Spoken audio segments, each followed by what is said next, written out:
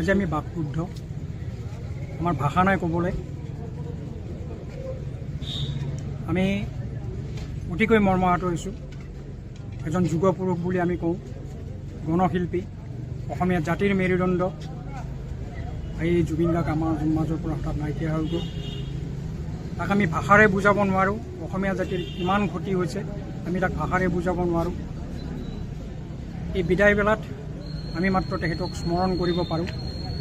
আৰু সেয়ে আজি কমলপুৰ আঞ্চলিক ছাত্ৰ সন্থাই এই অঞ্চলৰ ৰাইজৰ বিভিন্ন দল সংগঠনৰ সহযোগত তেখেতক শ্ৰদ্ধাঞ্জলি জনাবলৈ এক ৰাজহুৱা শ্ৰদ্ধাঞ্জলি অনুষ্ঠানৰ আমি আয়োজন কৰিছোঁ। তেখেতৰ আত্মাৰ আমি চিৰশান্তি কামনা কৰিছোঁ।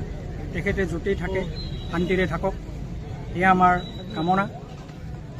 জুবিন গাৰ্গ আছিল অদ্বিতীয়, যাৰ তুলনা নাই। সংগীত জগতত তেওঁৰ তুলনা নাই। তেওঁ একেধাৰে সংগীতজ্ঞ, চিত্ৰ নিৰ্মাতা, আৰু তেওঁ অসমৰ কাৰণে বহুতো দিছে, বহু কৰি থৈ গৈছে।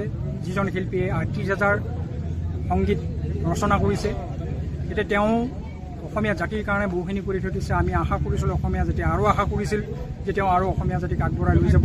কিন্তু নিয়তিৰ পৰিহাস সেই আশা পূৰণ হ'বলৈ নিদিলে। আমাৰ মাজৰ পৰা তেখেতক লৈ গ'ল, য'ত আমি আজি অভিভাৱকহীনতাত আমি ভুগিছোঁ। গতিকে আমাৰ বেছি ক'বলগীয়া নাই, ভাষা আমাৰ নাই, আমাৰ শব্দ আমাৰ মুখ।